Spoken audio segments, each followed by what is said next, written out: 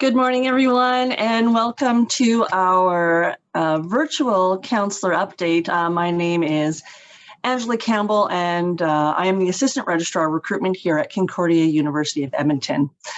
This is obviously not how we intended to deliver this event. However, we hope to provide you with a great update today. We have some pre-recorded updates and some will be live. We'll be taking questions after each update, and these will be answered live by those joining us. Please note this event is being recorded to allow for viewing at a later time. As well as our counselor update brochure is available on our webpage. I did send that out in the email this morning. I'm going to include that right into the chat as well this morning for you. I will apologize in advance. I am a lone solo this morning. All of our team is on location at other schools, so it'll just be me. But before we begin, I want to acknowledge that Concordia is located on Treaty 6 territory and respects the histories, languages, and cultures of Indigenous peoples of Canada, whose presence continues to enrich our vibrant community. To start us off today, we have our Vice Chancellor and President, Dr. Tim Lortman, with his welcome, and he includes some very new updates that even I was unaware of. So without further delay, well, there may be a little bit of delay, I will just share his video here for you now.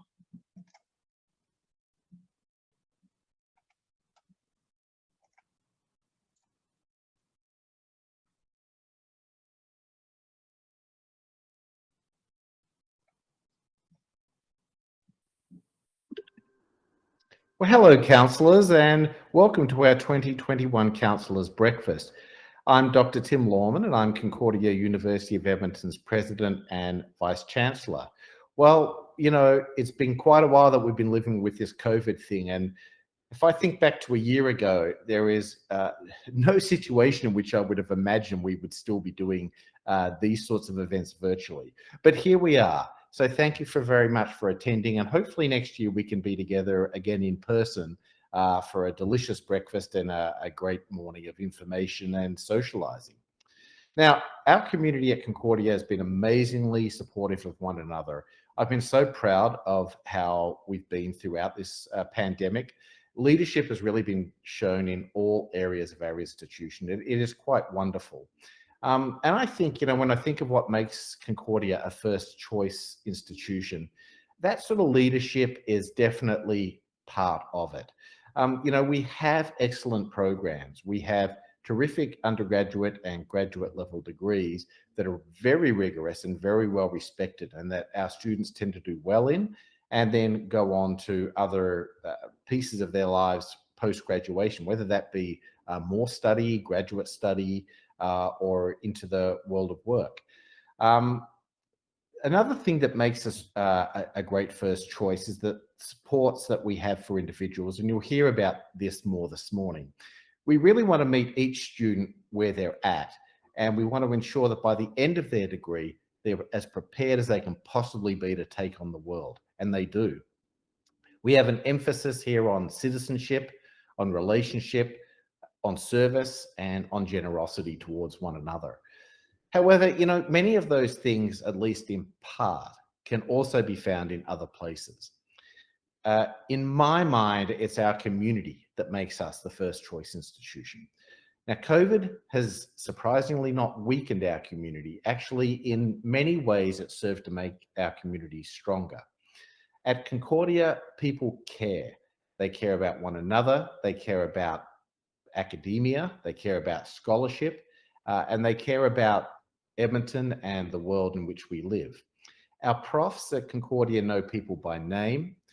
We do check in with our students on a regular basis, and there are so many opportunities to be part of our community and to develop lifelong friendships out of that. Our community, I believe, at Concordia is very special, very unique.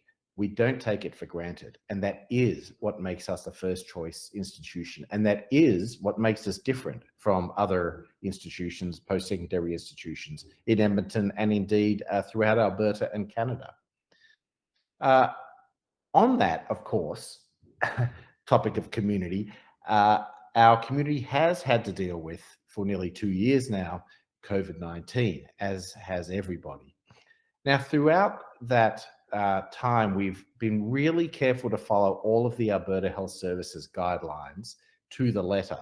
And this has involved periods of time where we've had to have our education online totally, and switching back and forth, even at one point earlier this semester, between online and face-to-face. But currently, we are back face-to-face. And that is thanks to our vaccination policy. Our vaccination policy, once again, follows the Alberta Health Services guidelines, and it is designed to keep our entire community safe. And so what does that policy look like? Well, we have a policy where everyone at Concordia must have had 2 doses of a World Health Organization approved COVID vaccine and have waited out their 2-week waiting period. There are no exceptions to this. We don't do rapid testing or anything like that. So in order to be a student or an employee at Concordia, you must be fully vaccinated. And this isn't a policy that people can wait out. You know, if I just wait 6 months, things will change and I won't have to get vaccinated. This is a long-term policy. COVID's going to be with us for some time, and we don't anticipate changing this policy at any point in the future. So this isn't to exclude people. It is to encourage people to, in fact, get vaccinated and to ensure that our community is safe from COVID-19, which is, of course, a very dangerous condition for people to have. Now, all that negativity aside about COVID is not the most positive or exciting of subjects, I guess. There are some future plans at Concordia that I want to tell you about that are so exciting for us. You probably heard in the media that over the summer we have acquired Mcgrath Mansion, which is just 5 or 10 minutes walk from our campus down Ada Boulevard. And it is a glorious 1910 era mansion that is completely decorated with period decorations inside and furniture. And it is absolutely gorgeous. And it is a great addition to our campus and to our community. I look forward to our students and to our employees, and in fact to the whole local community getting to use Mcgrath Mansion as a meeting place and a gathering place and a real a place to celebrate and to learn as well while we're there. We do have a new building going up now. Because we're not hosting this on campus, you didn't get to walk past the gigantic hall we have, which is on an old parking lot at Concordia. And that's going to be the biggest project that we've ever done at Concordia in terms of a building project. It's going to supply state-of-the-art new labs for students to learn in and research in, classrooms, meeting spaces, students socializing and hangout areas, and even a little area for a campus pub, which I'm quite looking forward to. I've always wanted that for Concordia.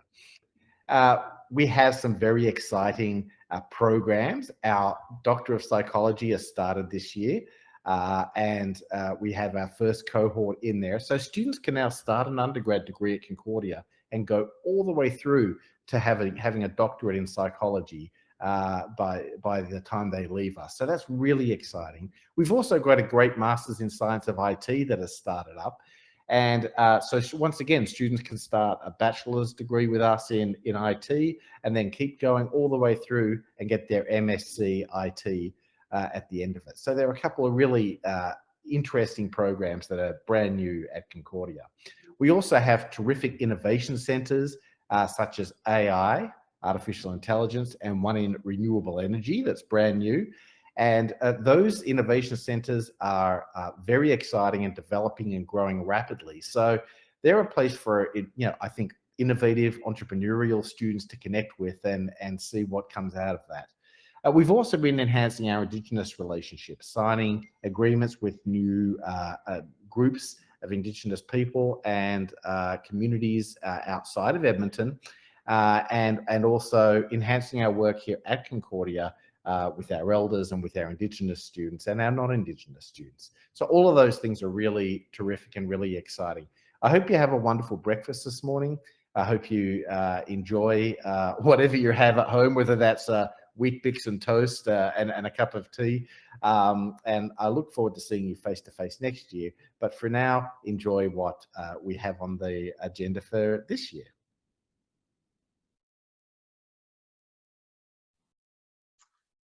Thanks, Tim. That some interesting information I didn't know. It's very exciting about our campus. And I truly hope that we're back on campus next year so you can join our amazing community and perhaps some mimosas with that announcement of a possible pub. Probably not. So I just wanted to go over quickly our agenda for today. So we just had our president welcome. We are going to do our faculty presentations. Our deans have provided us with brief overviews in their area. And I will be providing all the admission and information after these presentations. And then we'll close it out with some Kahoot fun and hopefully win you guys some prizes, which I dragged into the office this morning. So moving on to our faculty presentations. Faculty of Arts is by far our largest faculty. And with that, here is Dr. Conrad Van Dyke to provide us some more information about the programs. He will be joining us in momentarily, but he did share this video with us, which I want to say no delay, but there's going to be delay.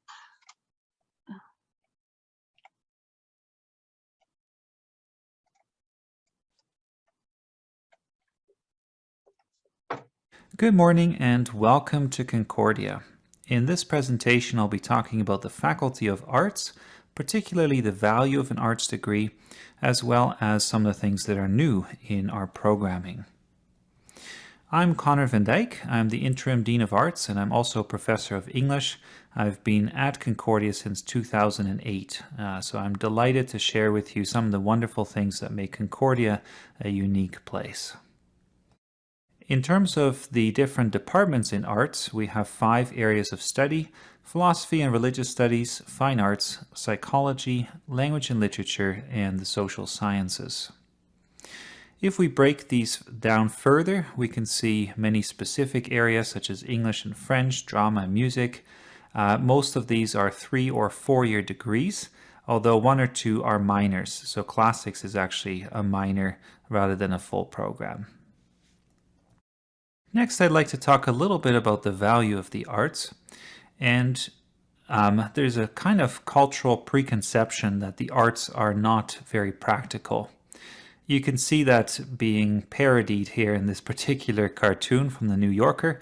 There's the mafia boss or the businessman, I'm not sure quite which one, who asks his son, "And just how do you expect to become a made man, son, without a solid liberal arts education?" Yes, how indeed. So this type of cartoon kind of makes fun of the question of the value of an arts degree, but it's a real question for many parents and students. Why not get a business degree or pursue medicine? And we often have first-year art students with a lot of pressure on them and a lot of questions as to, well, what are we going to do with this degree? So when I talk with parents and students, I like to split it into 3 different kinds of areas in terms of the skills that we develop. And the first area is specific skills. You can speak French, you can learn a language, you can play an instrument, you can complete sophisticated study in a particular area. There are all kinds of practical skills that come out of this type of degree.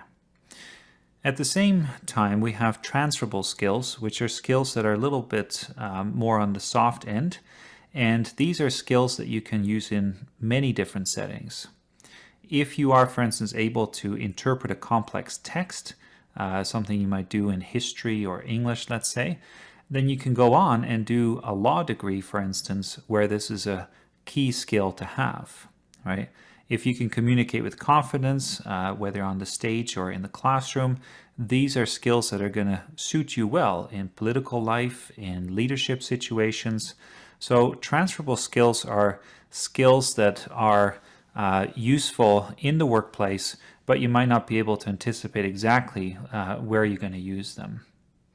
And then finally, we often forget about the importance of wisdom. When you take a liberal arts degree, you also deepen your knowledge of yourself, you gain psychological insight, you understand philosophy, and you develop a sense of meaning and purpose, which is particularly important in an age where we talk a lot about mental health and the challenges that many people face. So when we tally these things up and add them together, we get a complex human being who is ready for the job market. And that's ultimately what a liberal arts degree prepares us for. Now, I wanted to add a quotation here from a book I read over the summer that shows that even artists themselves can be somewhat naive about the value of the arts. So this is a book called News from Nowhere by William Morris. He was a socialist writer in the 19th century and a major figure in the arts and crafts movement.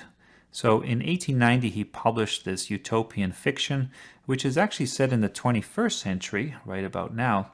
And there's this comical moment where people say, well, why is it that you no longer read books so much, or why are there so few history books in this wonderful new world? And the character says, I have heard my great-grandfather say that it is mostly in periods of turmoil and strife and confusion that people care much about history. And, you know, said my friend with an amiable smile, we are not like that now.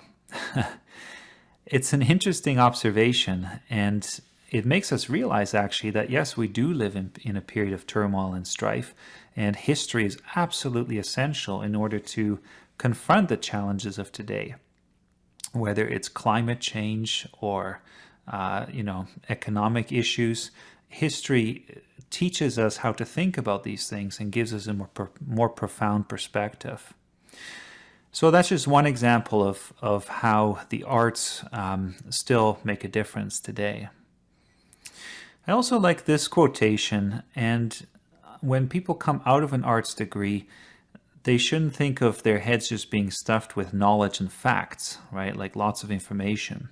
Education is something that's a little bit broader than that. And B.F. Skinner once wrote, education is what survives when what has been learned has been forgotten. It's a really interesting observation. So when our students come out of university, they've matured in many different ways, and they've also really started to understand what life is about. They've grown in confidence. These are all things that are not so much information-based, but that are a skill set that prepare them for the workplace. All right, at this point, I'd like to shift to what's new in the arts. And first of all, we have a new doctoral program, the PsyD program. This year, we have our first 10 students starting the program, and every year there'll be a new intake of graduate students. This is very exciting also for undergraduate students because they can see a path to graduate work. And we are hoping that many of our undergrad students in psychology will also apply to this program in the future. We have a new minor in Indigenous Studies. This is important also as part of our academic plan as a university in terms of reconciliation.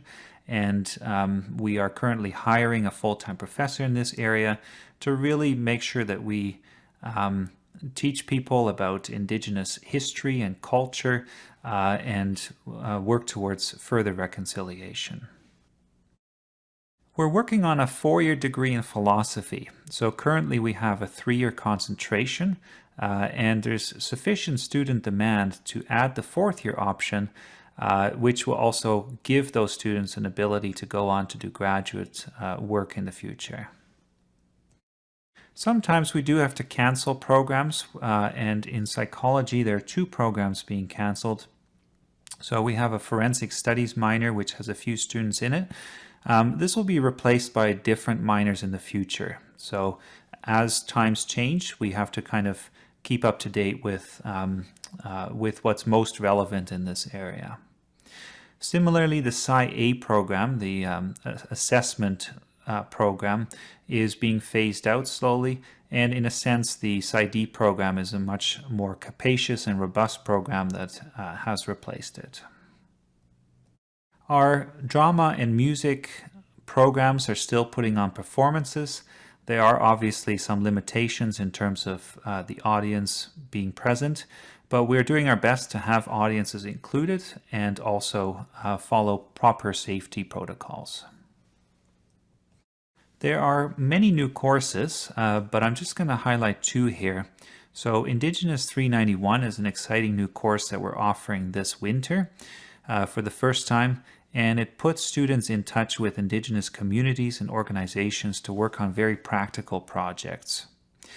Writing 401 has a similarity to that in that it's also focused on work-integrated learning, putting students in not just in the classroom, but also kind of in the workplace, modeling workplace conditions, experiencing what it's like to work on very real and practical projects. So Writing 401 will be a course centered around an undergraduate literary journal. The students get to create the journal, edit it, market it, work with aspiring writers. So we're very excited about this course because it will kind of be a capstone for our writing courses, which themselves are part of the English program.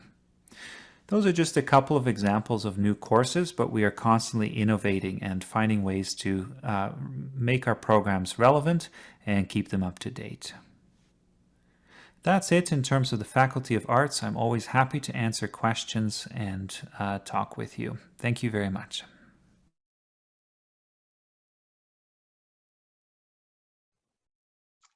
Thank you, Conrad. I did see him earlier, but I think he must have had to jump out.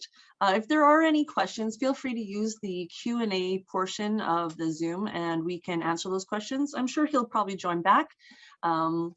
I was disappointed to hear about the forensic studies minor cancellation.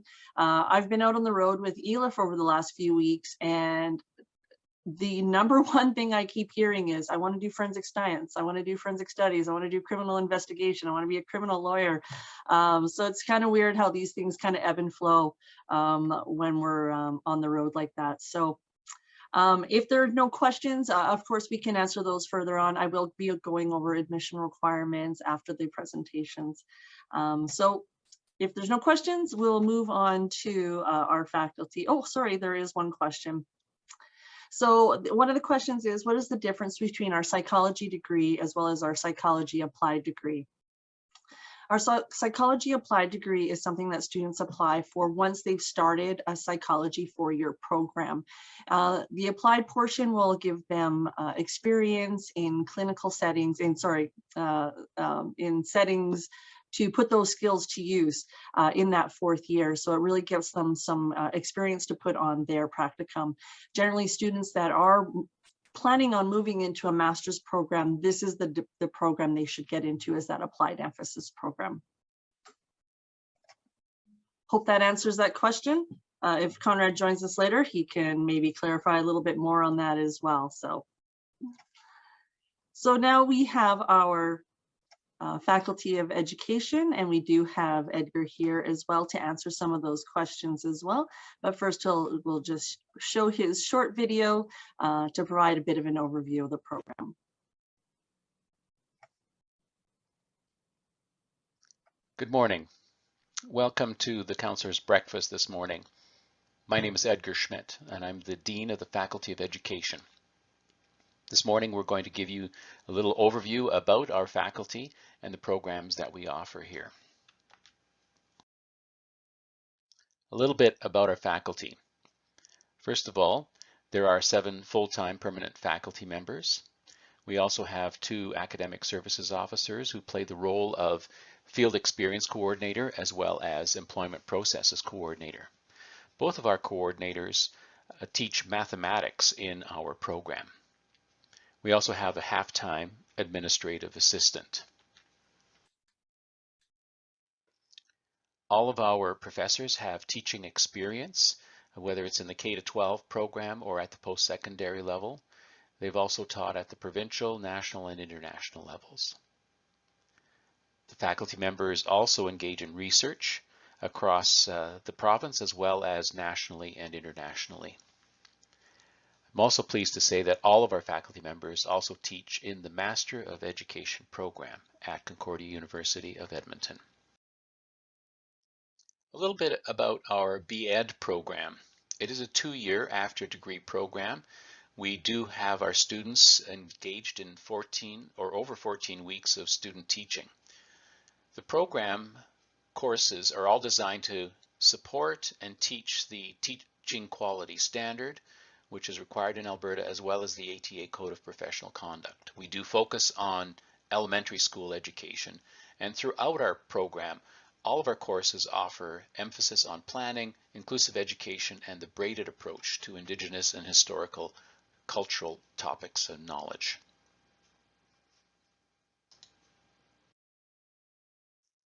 I would encourage everyone to visit our Bachelor of Education website.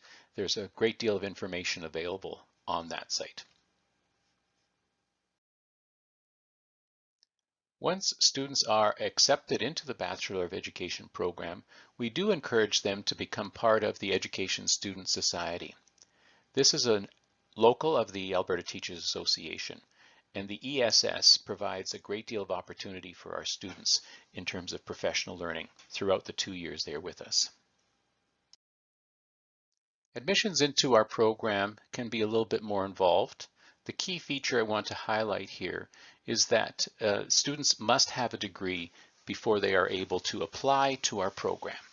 They must have at least a minimum of 2.3 on a 4-point scale, although we are finding that students with higher GPAs are much more successful in the program.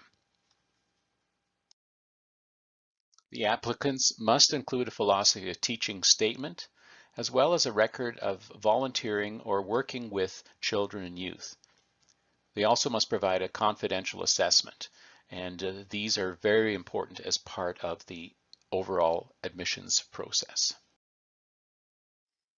The first semester of the program is what we call the foundation semester, where they are introduced to the role of teaching, as well as key elements in educational theory and preparation for their student teaching. The second semester of the program really focuses on preparation for the student teaching, which is at the end of the winter term. All of the curriculum design and instructional methods are introduced, as well as understanding of the program of studies and how to prepare lessons for each of those subjects. In year 2, the first semester, students continue their focus on student teaching. They spend 2 weeks in the school in the startup period prior to students arriving, where they learn a great deal from their cooperating teachers. They have an advanced planning course and then at least 9 to 10 weeks of field experience teaching in their particular area. Finally, the last semester of the program is what we call the integration semester, where they take their experience in student teaching and develop greater knowledge and background in planning, working with English language arts in elementary school, mathematics, science, and social studies as well. We have a number of value-added components that go beyond the academic teaching, where students in their final semester with us have an opportunity to be involved in employment preparation seminars, a variety of topics like resume writing, interview prep, teacher qualification services, and so on. In addition, we bring up to 20 different school divisions, representatives from the school divisions as principals or human resources personnel, who provide information about their particular program. And we do ask that all of our students come and listen to these presentations as they consider applying to different school divisions across Alberta. Another aspect of the value-added component is the professional employment portfolio. Students collect a series of artifacts based on the teaching quality standard and their experience in classrooms. It also provides support documentation for use in the employment process. An important feature of the Faculty of Education is that we offer a series of courses for students who are taking their undergraduate degree in arts, management, or science. Students are able to take an early childhood education minor or an education minor or a physical education and sports studies minor. These are very popular programs. We encourage students to consider taking a minor in preparation for applying to the Bachelor of Education program. It is not a requirement. we do ask students to do the very best that they possibly can in their first degree in order to be well set up for applying to the B.Ed program. For teachers who are already in the field, we do offer graduate studies as well. We offer a Master of Education in Educational Leadership, which is designed to help students prepare for leadership in a variety of roles across Alberta school jurisdictions. We also offer a Graduate Certificate in Educational Leadership, which is designed to help teachers earn their leadership certificate or their superintendent leadership certificate in Alberta.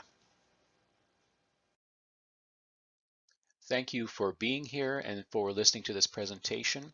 If there are any questions at any time, please don't hesitate to reach out to our faculty. We'd be pleased to provide responses to you. Thanks again. Have a great day.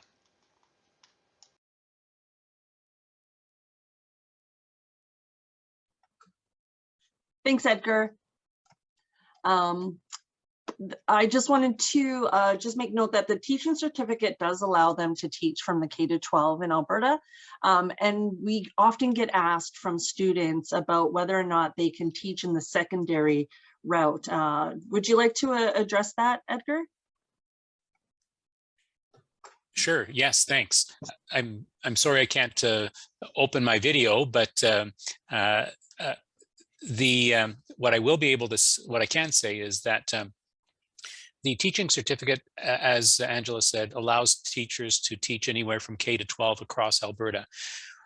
We focus on elementary education, and so the courses and the student teaching really focuses on the developmental aspect of learning and those early stages of learning with children. So what we have found that there have been some students in the past who have had advanced degrees in, say, science or mathematics or something like that, who come to our program, are successful, earn their B.Ed and teaching certificate, and then go on into junior high or even high school in their application process, because that decision is actually made by school divisions themselves. It's not an easy route, I will say that, but it is entirely possible for someone to do that. But we want to be really clear with people that our focus is on elementary education. So thanks, Angela. Thanks, Edgar. It looks as Tiff from Cardinal Collins has a question. Do you want to ask that out loud? I'll give you opportunity to ask that question.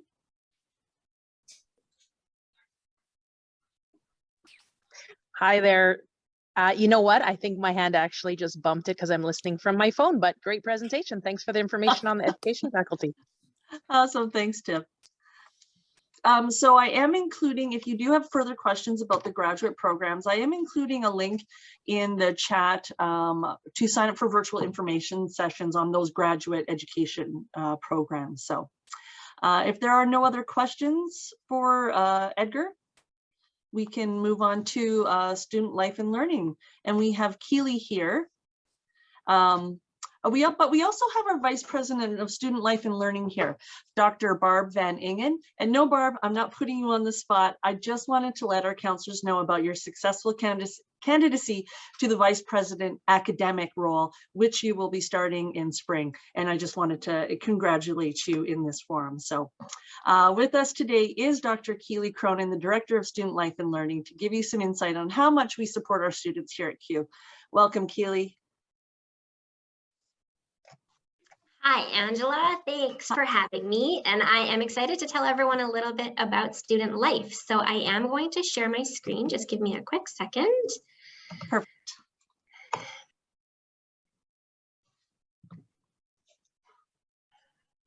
Well, is that working for everyone? Not yet.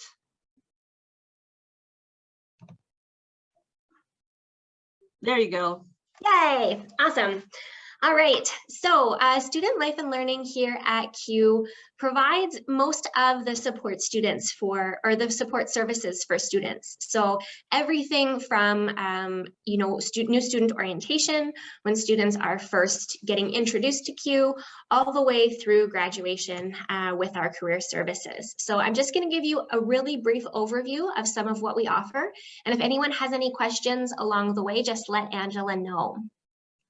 So the first thing I want to highlight is our learning services. So of course, when students come and make the transition into university, they can often be academically challenged. Expectations are very different, and so we want to make sure that students have access to the services that will support them as they make that transition.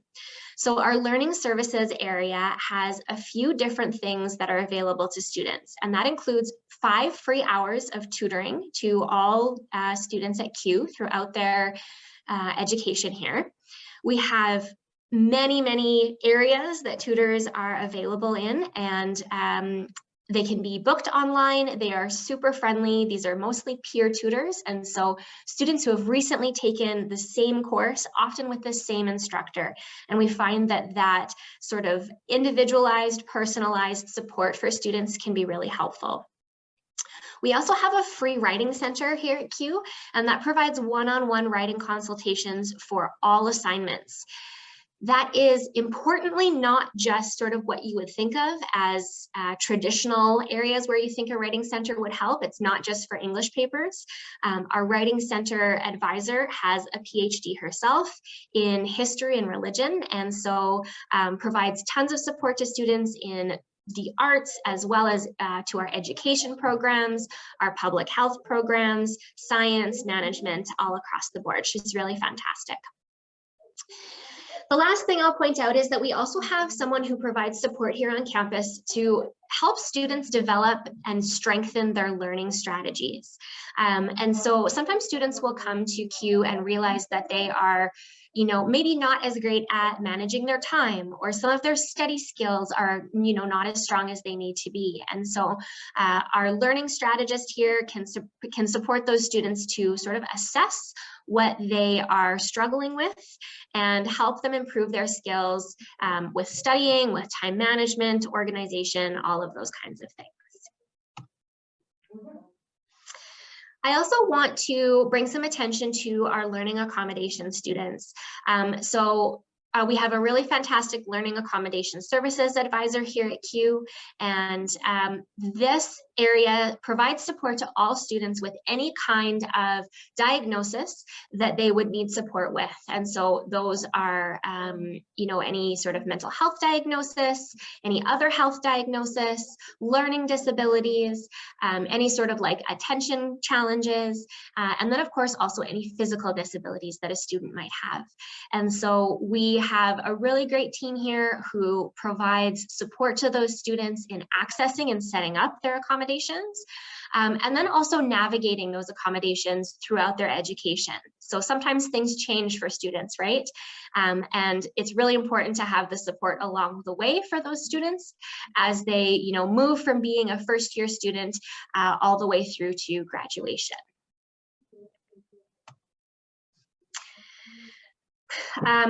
As you can see, my slide is a little bit bare here. I'm sorry about that, but I want to draw some attention as well to the fact that we have, I think, a really strong focus on our campus around mental health. And it's something that everyone on our campus is very supportive of and very eager to talk about and learn more about. And so we have free counseling services for all CUE students. We have 2 full-time counselors here on campus, and they're both fantastic, extremely supportive, and very capable with helping students specifically deal with some of those struggles that are very specific to the student experience. And we also have something on our campus here called a peer support team. And so those are students themselves who are, trained, have received some support themselves in making sure that they can be active listeners and supportive listeners. And so that team of students is on campus. They are available in person and virtually. And that is something that lots of our students take advantage of. You know, if they can't get in to see a counselor immediately, or if they just feel like they need to talk and vent for 15 minutes, it doesn't really need a counseling appointment. Those peer supporters are a really important component of how we support students here at CUE.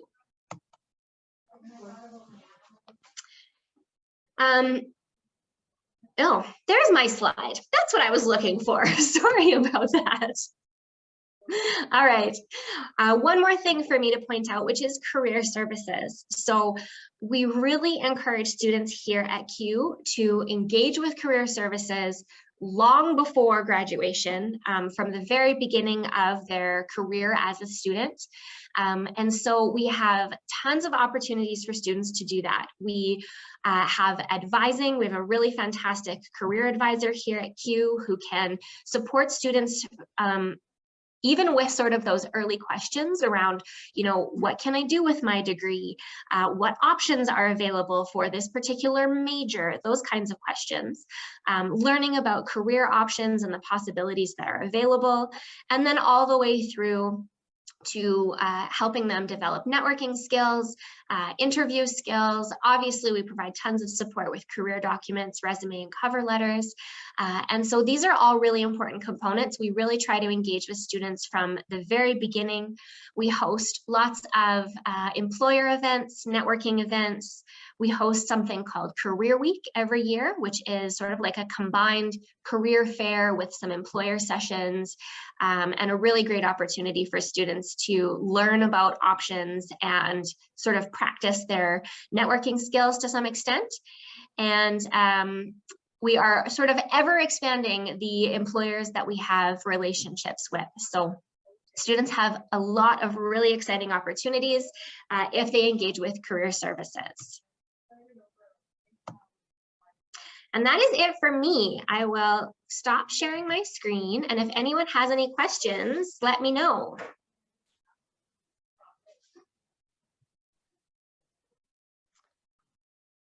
Thanks, Keely. That was great. And I just want to point out that our counselor update brochure that I included earlier in a link, it's also available on our webpage under our school counselor resources tab. It's available there, and it does have all the contact information for our support areas. If there aren't any questions for Keely, then we will move on. So next, we have Dr. Allison Yakshin here, who will be providing an overview of our Faculty of Management. I'm only a little bit biased because I myself have a Bachelor of Management and know how useful it is in the career settings and getting careers afterwards. So if you have questions, we can answer those afterwards. I see that there's one question. Before I start playing this, I will. Nope, that must have gone. So here we go without delay. Hello, my name is Dr. Allison Yakshin, and I am the Dean of the Mahalshan School of Management. Today, I would like to give you an update about the Faculty of Management, the undergraduate Bachelor of Management, and our graduate programs here at Concordia University of Edmonton. Before I get into the update, I thought I would start with some background about the school for those of you information seekers. Many people ask me, why is the Faculty of Management at Concordia named the Mahalshan School of Management? Well, the school came into existence with the Professional and Continuing Education PACE program. It is said that as there were already many Bachelor of Commerce programs and Concordia was supposed to be different, so the school took its name from the degree. We find that the terminology of school and faculty complement one another and are very interrelated. There is not much differentiation between the school and faculty name use. Follow-up questions to me are often, what is the origin and meaning of Mahalshan? Well, the school is named in honor of the generosity of Art and Marge Mahalshan, who established Steel Craft Door Products Limited. The couple appreciated the role that education plays in providing opportunity and in enriching the community. Given their generous monetary gift to the university starting in 2004, Concordia felt it was a fitting tribute to have the Mahalshan family name associated with the school and program. Many business schools are named after individuals or families. Reflecting on the Mahalshan name, the family still represents the values of our school and Concordia community. Even though both Art and Marge have passed, their legacy still lives on. More interesting historical information about Concordia can be found in our recently released book entitled A Community of Learning, Celebrating Concordia 1921 to 2021. Now that I've shared a bit of history with you, let's focus on the present day. So, although we are still in the COVID-19 pandemic state, we have carried on with instructors and students successfully engaging together safely in face-to-face classes and online. That courses did not miss a step when we abruptly went from face-to-face course delivery to online in March 2020 is an example of how the Faculty of Management seizes opportunities and pivots when needed. All those who work in the Faculty of Management, the faculty, staff, and sessional instructors make significant differences to how things run, just like any good business should. Similarly, like in any business, the Faculty of Management tries to make sense out of the current economic climate. Given our small size, we pivot to not only respond to the new reality of the COVID-19 pandemic state, but to ensure our students get the proper education they need for their professional success, not only for today, tomorrow, but down the road too. We offer areas of emphasis in accounting, finance, human resource management, leadership, marketing, conflict management, and data management. These areas continue to be ways in which students can differentiate themselves from others when applying for jobs. Our students learn content, not only from their class lectures, but from doing group work, class activities, such as online simulations like running a golf course and listening to engaging guest speakers. Concordia University of Edmonton is recognized as offering a Bachelor of Management degree program by the Chartered Professional Accountants of Alberta and the Chartered Professionals in Human Resources of Alberta.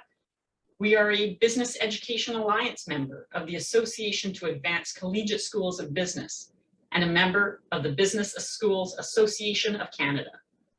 Now, let me briefly talk about our Bachelor of Management's internship program. It has and continues to link the academic program with solid real-world experience, providing students with valuable practical involvement in the business world and the opportunity to build networks. Our connections have really grown over the years. As I mentioned before, I often get asked questions about our business school and what the main differences are between our institution and other larger institutions. There are a lot of differences. I know class sizes, teaching styles, our instructors knowing every student in their classes.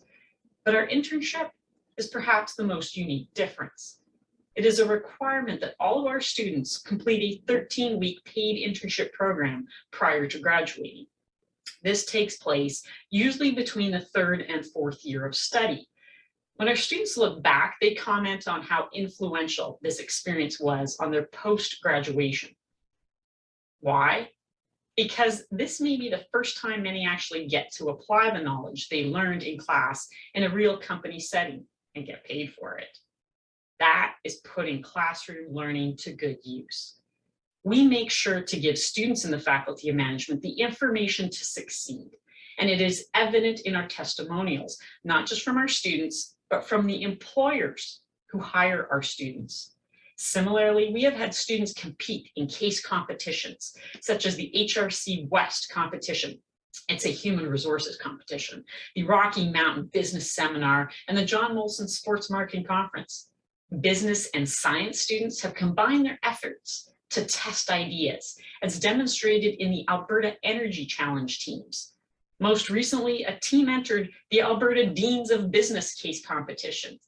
Students continue to have their sights set on other competitions and ways to test their skills. The team members often remain connected as the unforgettable experiences bond them forever. Speaking of synergy, the positive reactions to the dual degree in management and science chemistry are great. Yes, we are finding students who complete this program have no issues with finding internship placements and jobs. When our recent graduates convocated from the program, they were thrilled that they got to cross the stage twice in one ceremony for both science and management. Employers are looking for graduates with unique skills, like those acquired in our dual degree. We also continue to offer a unique four-year program with Beijing Foreign Studies University, BFSU, in China, which allows students to graduate with 2 degrees, Bachelor of Management degree from Concordia and a Bachelor of Management degree from BFSU. Students take years 1 and 4 at Concordia and years 2 and 3 at BFSU. This program allows students to study abroad and gain valuable international experience. If a student wants to gain global insight, we also have other international opportunities. Next, the Faculty of Management is proud of our ongoing synergy with the BMO Center for Innovation and Applied Research, where students learn to develop their entrepreneurship skills in workshops and events. More students want to become entrepreneurs, and we can help them do that. Now, a few words about our graduate programs. Beginning in the fall 2021, our Master of Information Systems Security Management and Master of Information Systems Assurance Management programs, it changed from being 60 credit programs to 33 credits. And acceptance in the program, they are competitive. This was a big and exciting change for us. As you likely know, every day there's something in the news about cybersecurity. We also continue to offer an online Fundamentals of Cybersecurity non-credit course through the Office of Extension and Culture, designed by the Information Systems Security Management teaching team. So we've got a lot going on and continue to move forward. Thank you for listening to me today and for supporting Concordia University of Edmonton, and more specifically, the Mahalshan School of Management. You can stay connected with Twitter, Instagram, and we even have a Mahalshan School of Management LinkedIn page too. It was a pleasure to talk to you. Bye for now.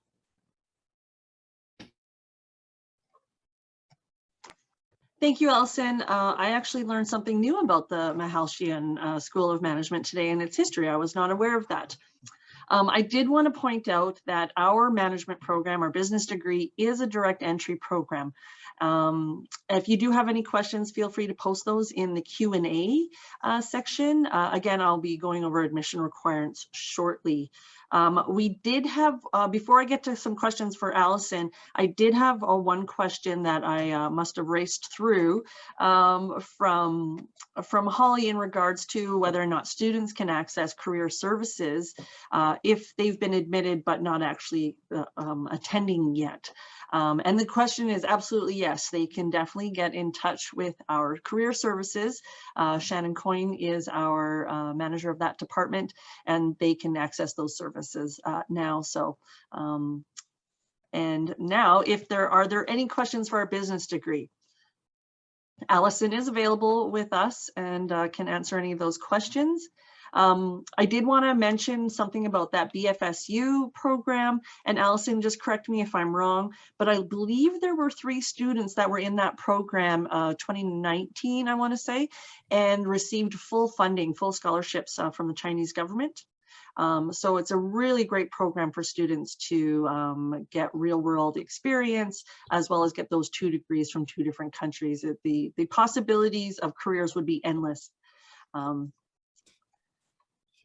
Yes, Angela, thank you for that. Good morning, everyone. Absolutely, our funding for international exchanges and, students with the BFSU program, the Chinese government actually has scholarships which have allowed our students for full tuition payment, and we have an amazing center that allows students to get the funding they need. So even in terms of preparation, I have walked by the class where those 3 students that you mentioned, Angela, They were getting tutoring before going on how to say basic words to communicate. So it's not only the money, it's actually getting prepped in many different ways.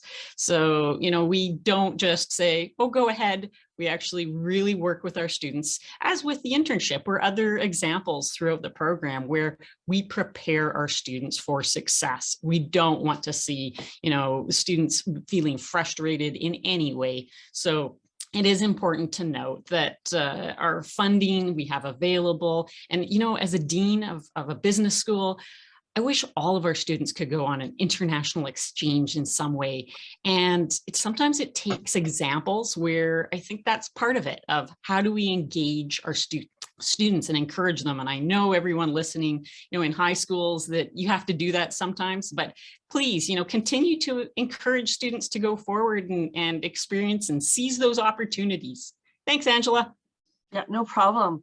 On note of on our travels in high schools, entrepreneurs, or I want to have my own business, I want to start my own business. That is the other top career that I'm hearing out in high schools. Students I want to get into maybe a trade, but they also want to run their own business. So a business program is definitely a beneficial program for students to get into. The other most asked about careers that I've noticed have been astrophysics and neuroscience. I'm not sure, I don't have cable, so I'm not sure what's on TV right now that's promoting those. And also dentistry has also become very popular this year than what I recall from other years. So for our last faculty presentation, we have our Dr. Patrick Kamau from our Faculty of Science. So I'll just share his quick video with you all, with some delay.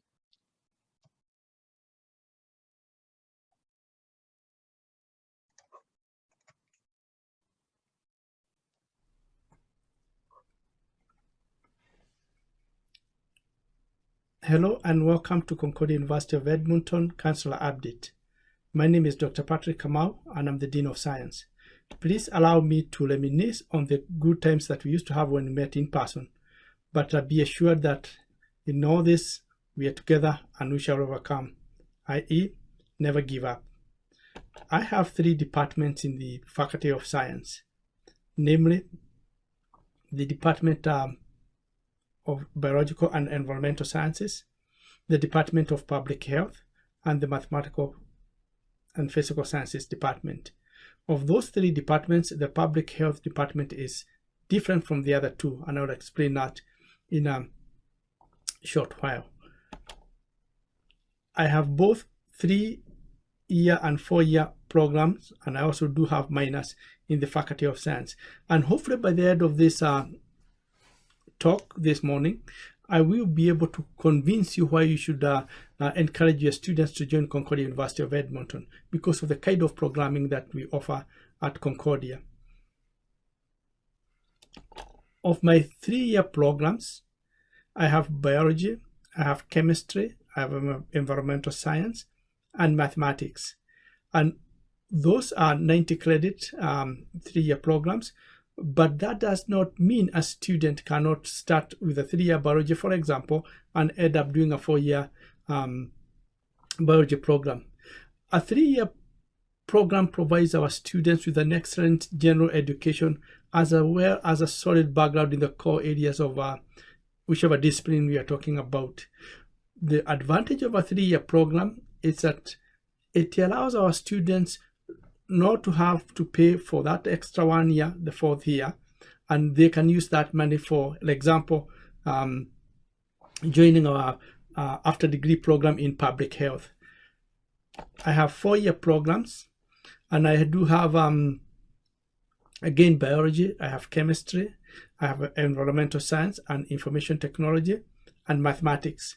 The only new one is the information technology, which doesn't have a 3-year program. It only has the 4-year program, which we started back in 2019. For the biology program, the students can also engage a little bit further than the just general 4-year program, in that they can have an emphasis. They can have an emphasis in cell and molecular biology, or they can have an emphasis in integrative biology. Also, for our environmental science program, they can have environmental assessment and remediation emphasis.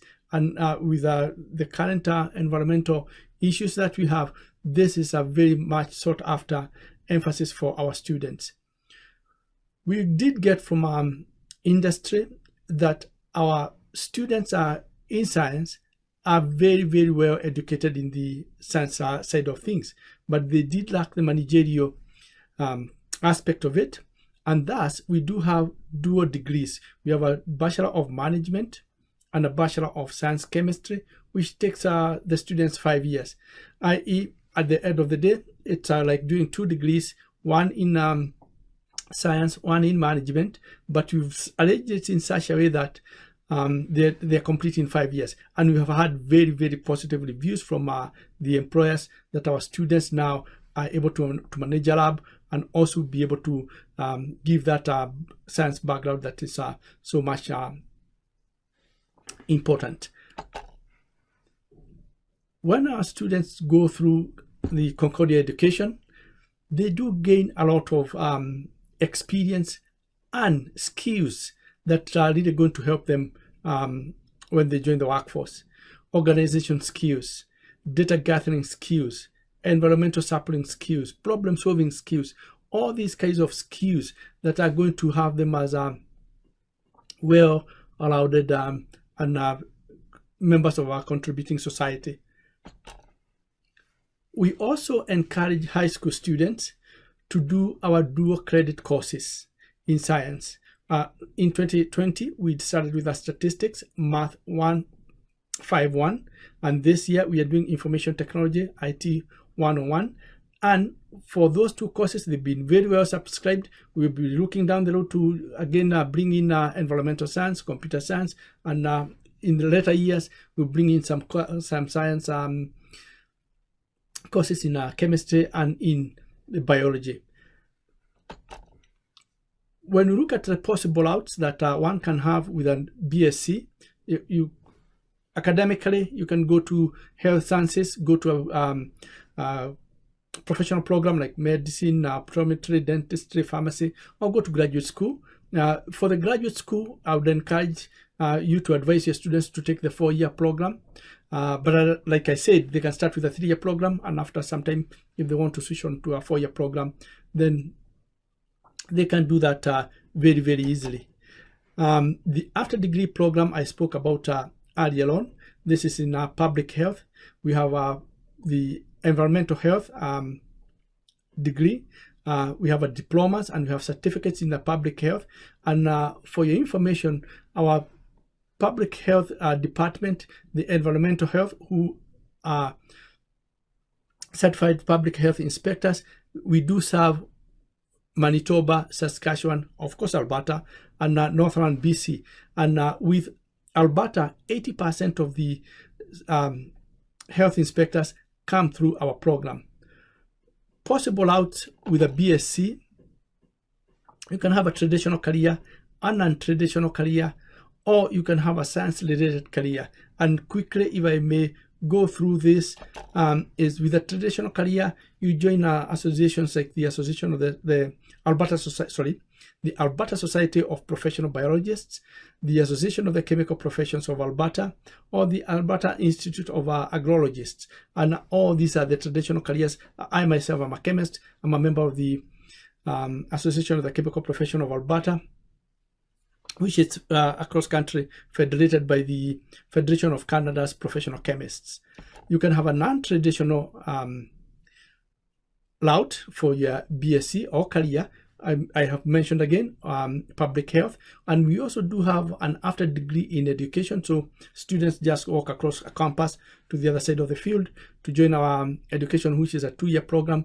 The after degree in public health or environmental health is 18 months. With all these routes, you can have also a science-related career, i.e.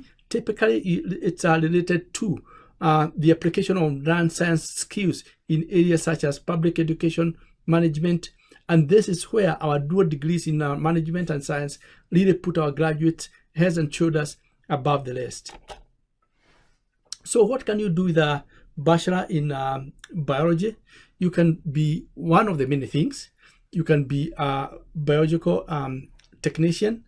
You can be a biology teacher. You can be an environmental scientist. You can be a science writer, or you could be just be telling jokes about helpless T cells, i.e., knock knock, who's there? Helpless T cell. Is there antibody out there? On the other hand, with a bachelor's in chemistry, what can you do, or what can you become? You can be an analytical chemist, a forensic scientist with all things that are happening around the world, and you'd be in very much employable realm of things. Scientific laboratory technician, and of course we have the optimists with a glass half full. We have the pessimists with a glass half empty. I just said I'm a chemist, so I like a little bit more detail. 50% water, H2O, 39% nitrogen, 10.5% oxygen, and argon and carbon dioxide with some lower numbers. With our environmental science programming, you can become an environmental specialist, you can become an environmental science teacher, you can become a marine biologist, environmental consultant, you can become all these things. And as we speak, with the flooding that's happening like currently in our lower BC mainland, then those charts are not too much, of course, when they say that with the rising sea level, then they have the gentleman for lunch in a short time. For information technology, you become either a database administrator, network administrator, computer science analyst, and of course everything is in the cloud. So we've put all our data up in the cloud. So we do offer our students very, very powerful computing facilities here at Concordia. With a mathematics degree, a data analyst, financial investment analyst, actuarial science, and math. I know most people don't really like math, but why we shouldn't let it intimidate us? It's really as easy as a pie. And I did mention earlier on that we do have the BSc IT, which we started in 2020. Now we have the Master of Science in Information Technology, which we started last year, and these are we have smooth laddering for our students. I would be not paying too much attention if I did not mention the laboratory space that we have at Concordia. Our students have hands-on experience at Concordia. We have state-of-the-art facilities. We have laboratories that are very, very modern, and all our students, starting with their second, third, and fourth year, they do hands-on experience, and we really pride ourselves in giving them that kind of experience in the laboratory. If you have any questions, I'll be here to answer them, but I do hope that I've quickly whet your appetite as to why you should advise your students to come to Concordia University of Edmonton. Thank you so very much. Thank you, Patrick. I really got a good chuckle out of some of those slides. So we do have some questions. One question in regards to prerequisites. Can students get their prerequisites for dentistry and pharmacy here at Concordia? Would you like to take that one, Patrick? For sure. Thanks. The students can be able to take their prerequisites, because for dentistry, for medicine, for pharmacy, for all those professional programs, all what they need is their first year chemistry, their first year biology, and some second year biology, the first year physics, and some mathematics. So they can get all their prerequisites. Actually, Concordia is very well suited, because students can only do, you can do first year, second year, and you have all your prerequisites for in one of those professional programs. But we do offer those 3-year programs. So at least you can do the extra year, come out with a degree, 3 years, and also your prerequisites to join in one of the medical of professional programs. Yes, they can. We do have a ton of students. That was the other, a lot of students are looking at a science degree. And I think Concordia is really a great place for students to start, especially when they're looking at those professional programs, because we are that smaller size, and that access to professors, and really just all around being able to help them be the most successful at this level. Any other questions for Patrick today for in our science programs? And if I may, Angela, Sure. you mentioned that the things that you've been getting of interest are astrophysics, what was neuroscience, dentistry, forensic science. Maybe people are watching too much Big Bang Theory with Sheldon with his theoretical physics, or The Good Doctor, or The Big Skies, because one of the things that we are looking at is to have a neuroscience degree at Concordia. And this is taking place. So maybe by the time we get the students from high school, they will come to Concordia, and there'll be a neuroscience programming at in the Faculty of Science at Concordia. So they're not very, very far off. They are in the right track of mind. Perfect. And you know what, I did a little bit of research on how to become a forensic scientist, because that's also very popular. Yep. And basically students need a chemistry degree, Yes. as well as they need to work for law enforcement for a certain number of years. I think to become a forensic investigator, you have to work for law enforcement for almost 10 years before you can be considered for that. Mm-hmm. Yeah, for sure. Perfect. If there's no other questions, I just wanted to share a quick video from from a couple of our students prior to doing my admissions update.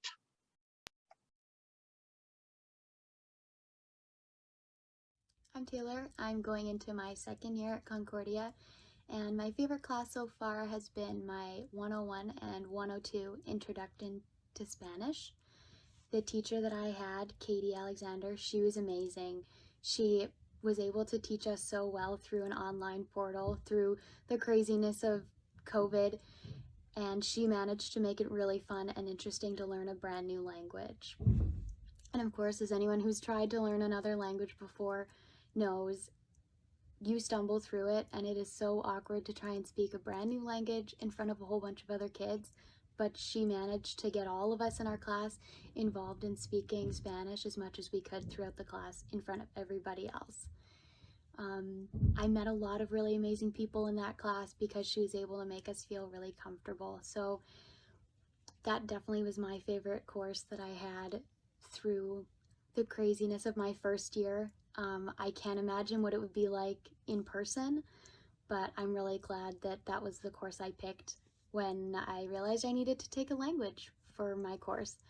But yeah, the course itself was really interesting, and I'm really glad that I now have a higher knowledge in the language of Spanish so that I can use it in the real world.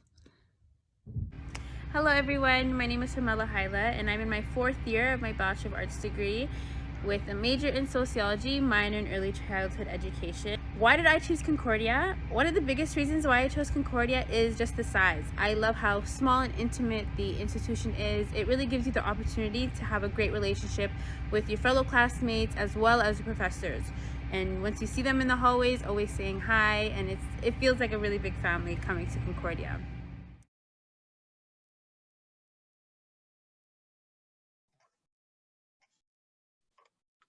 You know, I share that one specifically because our students regularly highlight our faculty as making the difference here at Concordia.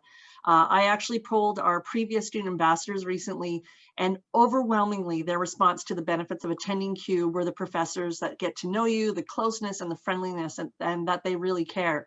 One of the direct quotes about one of our strengths is, "The professors, exclamation point. They are knowledgeable, accessible, and genuinely care about their students." So if you're ever wondering what makes the difference here at Concordia, really, truly, our professors do make that difference. And now I will provide the admissions update for you now, again with a little delay. To start off, I just want to talk about some of the events that are happening this month as well as moving forward. We have our virtual information session, as well as we will be starting campus tours as well as Student for a Day in the new year. They can sign up for those on our website now, and we are going to get in the process of booking those. Students will need to present their QR code and wear a mask while on campus. But we are excited to start offering that again. Our information night, which is I think open house on a smaller scale, will be held in March 10th, and like our fall open house, we waive that application fee during the event. This will be really important to note when I discuss our Jumpstart program momentarily. Now onto our admission requirements. So you've heard all the information from our faculty, all the programs that we offer. Now I just want to talk about what it takes for students to get into these programs. And when I sent out the invite to you all, you did ask what are going to be the competitive averages to get into these programs. For our undergraduate programs, the competitive average is meeting that minimum. So 60% average for a Bachelor of Arts and a Bachelor of Science, as well as 65% for a Bachelor of Management and the dual degrees programs. Students only need to meet these minimums.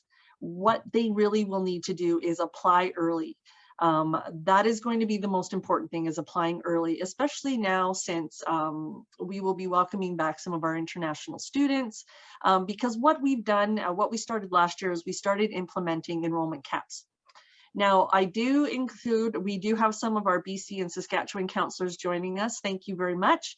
And I did include a out-of-province equivalence chart that's in the counselor update brochure, as well as I've also included a link in there for the academic calendar.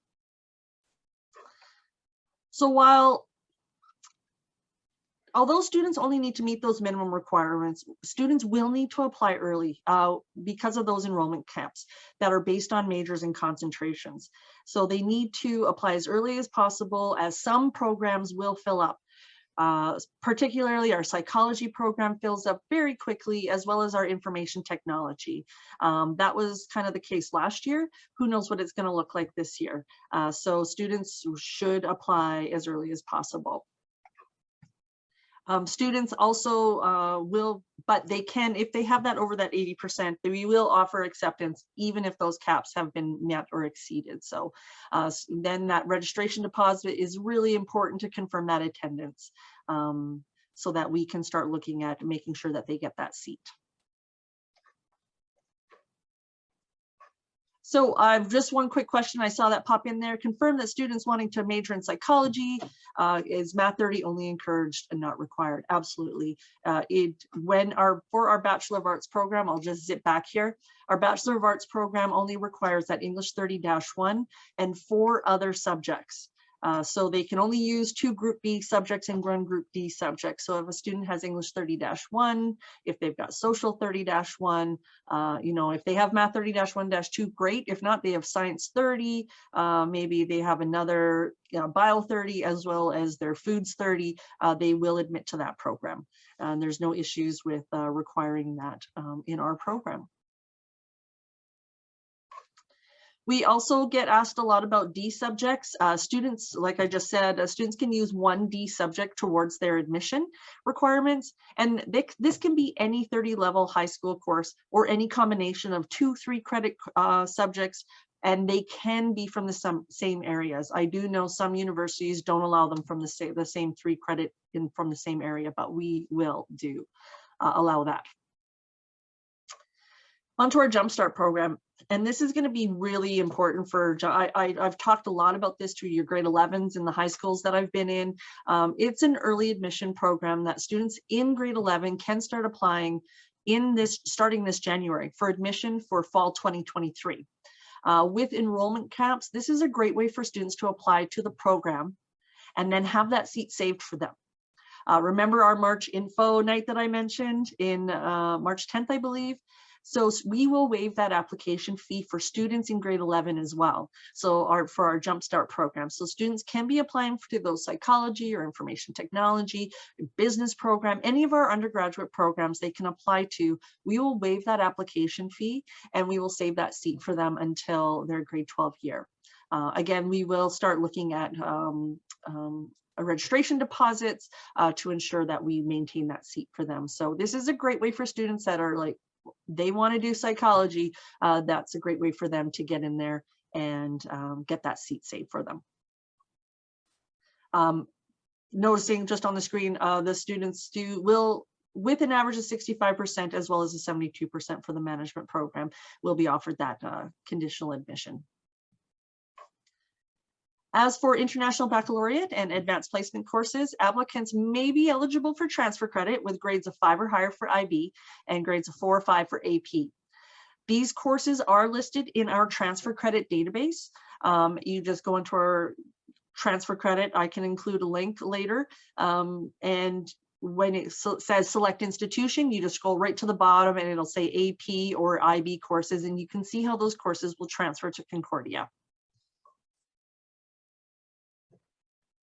So our application deadline for all undergraduate programs is June 30th. However, like I said, students will need to apply earlier. I would even suggest them applying before March 1st, as this is the date that students can begin registering for classes. And we all want students to ensure that they're registering and getting all the classes they want and not getting all the 8 a.m. classes. I'm just kidding. They're going to get some 8 a.m. classes. But when Margie from Financial Aid is also going to tell you the importance later in a bit about applying before April 1st, as that is our university entrance scholarship deadline. The process is going to take about 4 to 6 weeks for students to hear back from us, and they will be emailed from one of our admissions advisors, and that is the person that they can continue to contact in regards to their application and documents. With our break is starting here in 2 weeks. Students probably applying, if they are applying today, most likely will hear early in January because we are closed over the holiday break. So next steps for students. So if you have students that have applied or will be applying, they will need to pay that tuition deposit, which I believe is $200. And then starting March 1st, they can register online. Students can review all the registration resources that we have online. They can book an appointment with one of our registration advisors to get more information.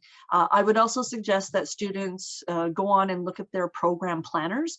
Those program planners are listed on our webpage, and it will list all the required courses as well as a suggested course pattern over the next their 3 or 4 years that they're in that program. One other note is that we get requests a ton for verification of enrollment for funding and things like that. And students can request those through their online services. So once they have applied and have been provided conditional admission or clear admission, they will have access to their online services, and they will be able to request that verification of enrollment once they have registered in those classes. Some notable news. One thing that really makes us unique here at Concordia is that Concordia Commitment Program. Students that enter this program are provided a mentor, they get academic workshops, access to all the supports, and are connected with all those supports, as well as are provided all volunteer opportunities, because basically we're going to build their whole resume while they're with us and ensure that when they graduate, they go move on to employment. We are going to guarantee it for the students in this program, or we're going to bring them back for another full year of undergraduate work. And I believe in the last 3 years that we've been offering this program, we have yet to make good on that promise, and we just have such a great engagement with those students. I also work with our student ambassador program here, and I have a lot of connections with the commitment students with volunteer work, and they really are engaged, and they do move on to a many great graduate programs or careers afterwards. Our bounce back program. So again, another support that we offer is students that may not be successful in that first year. We connect with them and offer them a way to continue their studies and who may not have been able to otherwise, to make sure that we support them all the way through. We talked a little bit about the Applied Renewable Energy Center that we just opened. Again, we are a teaching facility where our teachers, our professors are really helping our students do that research. They do engage in some research themselves, but they really support our students to do research at every single level in their degree.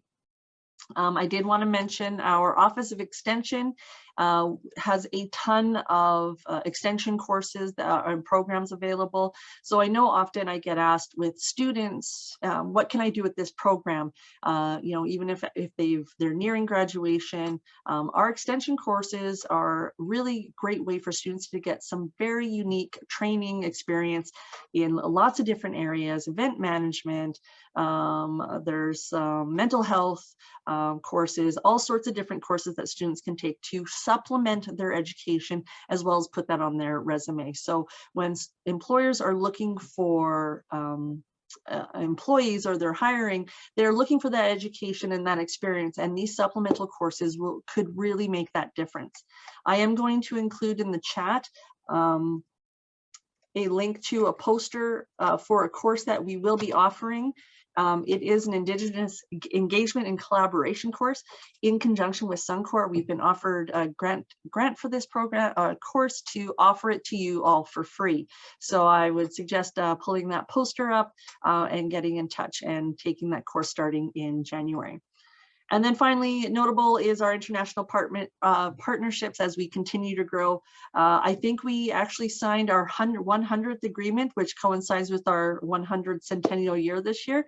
So very exciting. Our newest recent collaboration is with a university in Portugal. So offering students a lot of ways to supplement their degree with a really exciting experience. So. And I think that's all for my update. I am going to move on to the financial aid presentation here soon. Margie is here with us live, but first I just want to field any questions if there are any.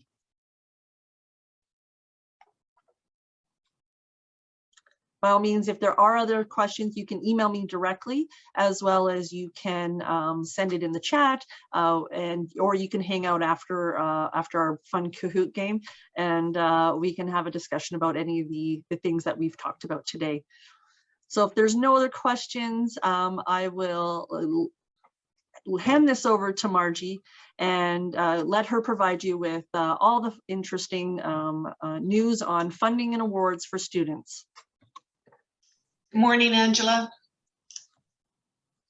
I'm going to share my screen here. And do you get my presentation? Absolutely. Thank you. Very good. Well, welcome and hi, everyone. Thanks for joining us today.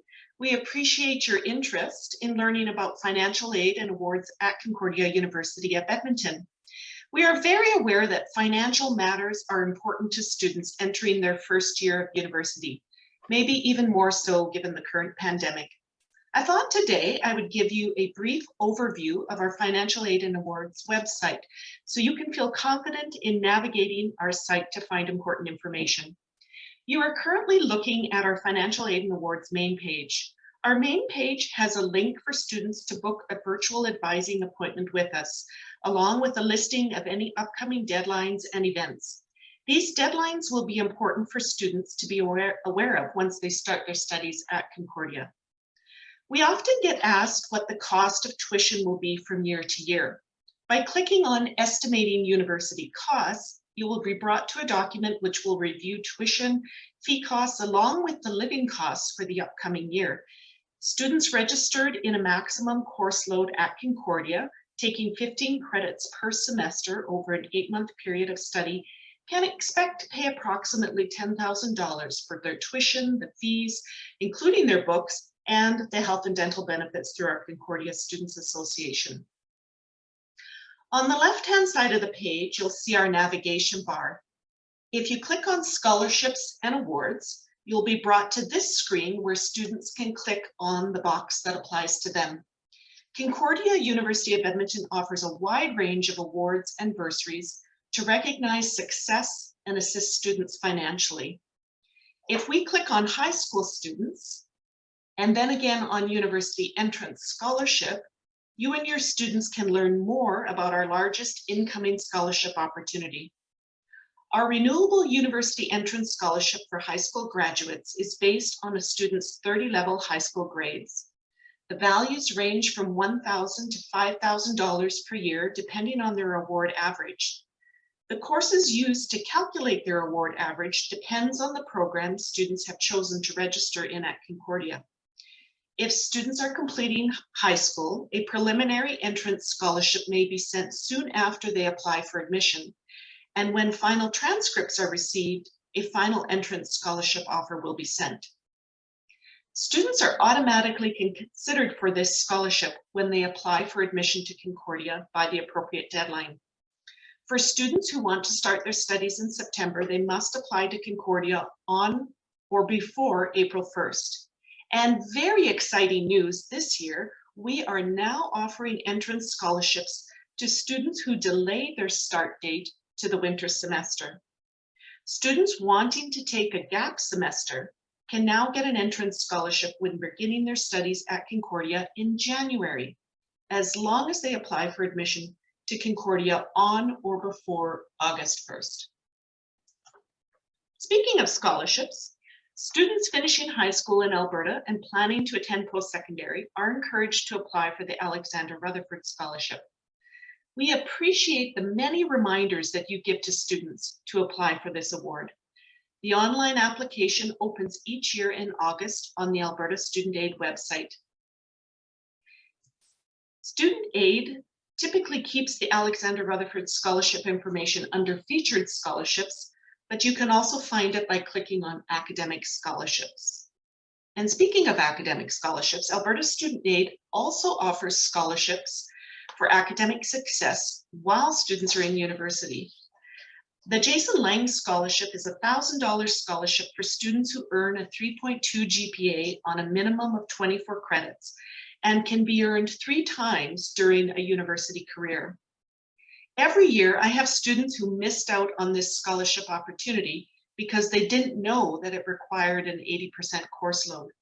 So we encourage you to encourage students to take a full course load, if at all possible, when they start university, so they do not miss out on scholarship opportunities. If students have determined that they will need to borrow money to pay for university, we recommend applying for a government student loan because of the benefits such as interest-free periods, access to federal grant funding, and repayment assistance support. Every year in June, Alberta Student Aid releases the new funding application for the upcoming year. It is highly recommended that students apply as soon as the application is released. By applying early, students can find out how much they are eligible for, which is helpful when they create a budget. Applying early also ensures funding is in place by the first week of school when fees are due. Students do not need to be registered for classes in order to submit a student loan application. How do we fit in? Our Financial Aid and Awards Office is available to students year-round to answer their student loan questions. We also offer free student loan application support sessions throughout the summer months to advise students as they complete their new student loan application. Parents are welcome to attend these sessions with their child, and in fact, we encourage it because there's a lot to learn when becoming a first-time borrower. More information about these sessions will be posted on our financial aid website early in the new year. Lastly, back on our website, if we click on frequently asked questions, many of your students' questions can be answered here. I would really like to stop now and just say, yay for high school counselors. We appreciate the work that you do. And if you're looking for ways to assist your high school students, there are 3 things that you can do. One is assure students who are struggling that they're not alone. There are people supports available, like yourself, our financial aid advisors who are ready and willing to help them navigate post-secondary financial aid. They do not have to figure it out all on their own. Secondly, you can encourage them or teach them to ask questions. Sometimes the hardest thing for a new post-secondary student is taking that first step to reach out and ask. In my experience, once they've said hello, it's much easier for them to reach out again. And lastly, encourage them to research scholarship and award opportunities early. I'm sure you have multiple resources on your campus to share with them, as we do on our post-secondary websites. And they are more than welcome to reach out early and get to know us. Really, I want to thank you for taking the time to listen to our presentations today. Our financial aid advisors are available Monday to Friday if your students have questions, and you can always email us at finaid@concordia.ab.ca, visit our website, or book a virtual appointment yourself. We are here to help, and we thank you for the excellent work that you do with your high school students. Thanks, Margie. That was great. Do we have any questions about for our Margie in regards to our financial aid and awards? Or any other questions? We still have quite a few people in our panel. We've got management and science. I believe education still here, as well as our VP of Student Life and Learning. If there's any questions before we move on to the fun Kahoot part, feel free to pop those in the Q&A. I do want to take this time to thank you, kind of echo what Margie just said. Thank you for all the support that you have provided us, especially over the past year and a half, because really the only way that we've been able to engage your students is through you. So we really appreciate the advertising and the communication that you've provided on our behalf. Really, you really are our biggest ambassadors to our high school students. So we appreciate you being here and finding out a little bit more about Concordia. So